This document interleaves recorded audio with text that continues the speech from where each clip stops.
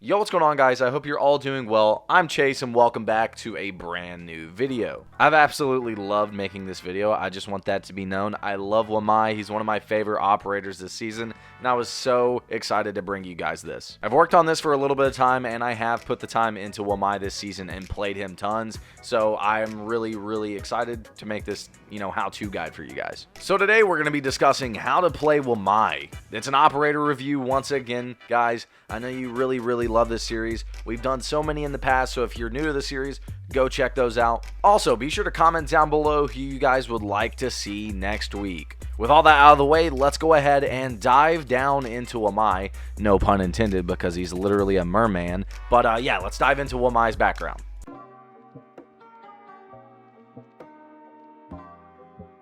So Wamai is from Kenya. He's 28 years old and he was born into a fishing family. He hunted sharks all the time and loved to discover lost treasure. This is a man who would literally dive down into the bottom of the ocean, all the way to the ocean floor, and find treasure at a young age. It was discovered later on in his life that he had an abnormality that allowed him to remain underwater for extended periods of time, and the people of his town and his native area believed that he was not from this earth, so basically they thought he was an alien. That's kind of weird. Wamai would go on to join the Kenyan Navy, then he would join Night Haven for more downtime. He thought that the Navy was a little bit too hard on him, didn't give him enough free time, and Callie kind of swayed him over to join Night Haven because she offered him, that off time that he really wanted. Also, I think it should be noted that Harry, the little guy behind the scenes that's all about the R6 lore, writes that, Wamai seems very mentally free and that he is able to think of the abstract and that he is extremely static in his dialect, meaning he kind of talks like a robot.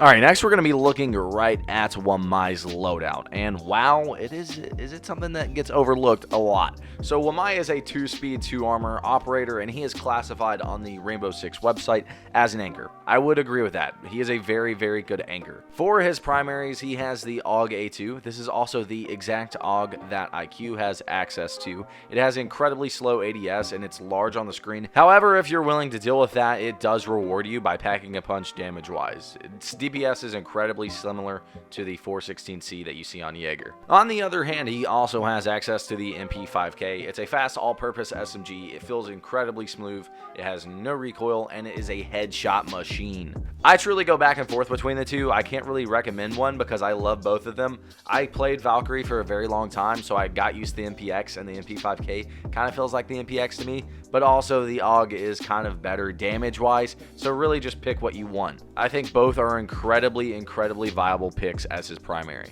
As for his secondaries, he has access to the Karados Magnum Revolver. It's arguably the best secondary pistol in the game, and then also the P12, which is, the GSG9 pistol. It's basically an average all-purpose secondary. It's not bad, it's not good.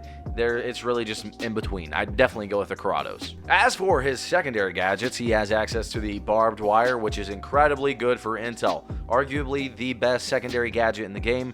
Put them at entry points or as trigger points to watch your flank. If you can't really keep an eye on every single door, then just put it at one doorway and then if someone's there. As for the other secondary gadget, he has the deployable shield. This is by far the better choice in my opinion. It helps Wamai hold down positions as the shield is indestructible with your gadget covering it. I know that's weird to say. I literally just said the barbed wire is by far one of the best gadgets in the game, but the deployable shield really just works better with Wamai because you can hold behind that shield, throw your gadgets in front of it, and then they can't really destroy it and they have to waste the utility. As for Wamai's gadget, he has access to the magnet system. It's a thrown magnet that sticks to all surfaces. It attracts attackers' projectiles to its position, resetting the fuse, and then detonating the projectile. Not only can Wamai deny the use of these gadgets, he can turn them against the enemy. So yeah, if you want to throw a little bit of strategic placements behind Wamai, you definitely can. I think they're just better for locking down a position.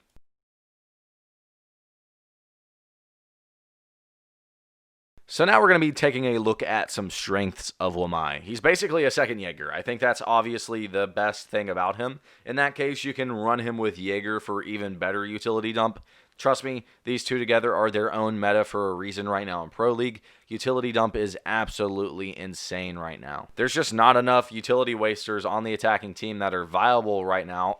Fuse. And then, you have these two operators on defense that just absorb all the utility that the attackers have. Also, Wamai is incredibly meta. As I just said, him and Jaeger kind of have their own metas that they're creating right now. It's really big in the pro scene, and it's starting to come to the rank scene. With the AUG MP5K, deployable shield, and a utility-absorbing gadget, he fits right in with the current meta. He's also a very underrated anchor. Use the shield to lock down entry points to the objective or mass traffic areas, such as the Villa 90 hallway. As I was talking about earlier, the shield and the gadget work so well together, and then that also can help stall out the round even if you do die.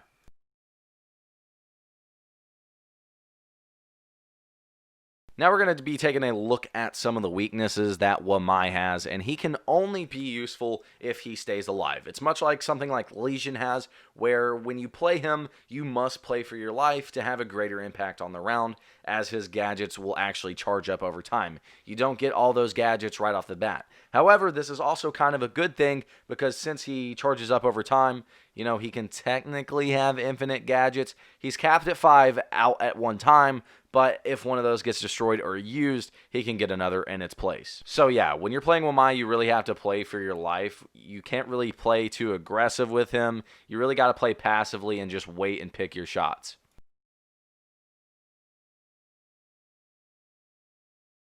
So we're going to be looking at him head-to-head against Jaeger. So for the first thing is the gun. I mean, obviously the AUG A2 is good. However, it's a slightly slower version of the 416. But trust me, guys, it is still very viable if you want that AR that packs a punch. Wamai can technically burn as many gadgets as possible due to his gadget being, a recharging gadget. However, Jaeger can only burn 6. So where Jaeger has a cap, Wamai technically does not. Like I said, it's capped at 5, but if one of those gets destroyed, he can recharge another. Also, both have barbed wire, heavily discussed as the best secondary gadget in the game. Barbed wire is almost an essential pick on either of these operators, but you can also pick the depot shield, as already mentioned like 20 million times, for Wamai.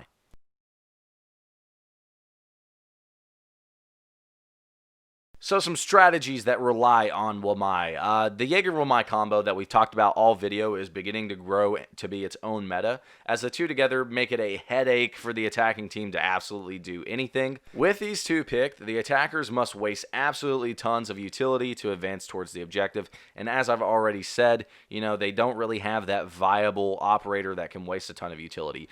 Fuse. And then, of course, you also have the Wamai shield combo that we've already talked about. If Wamai sits behind a shield and throws his magnets ahead of the shield, he can lock down any area he prefers, technically making him the ultimate anchor.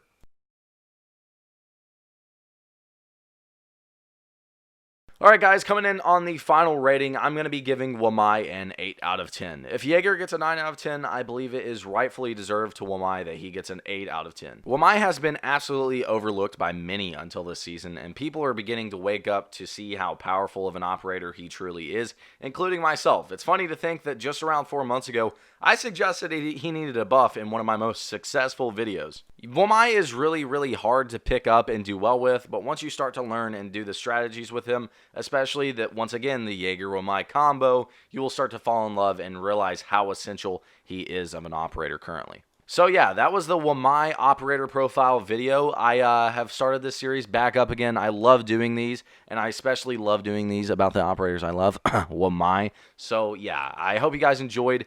This was my how-to Wamai video. A lot of people were wanting this as I praise Wamai so much. But yeah, hope you guys enjoyed. Be sure to follow my Twitch and join the Discord with the link down below in the description, and I will see you guys later. Peace.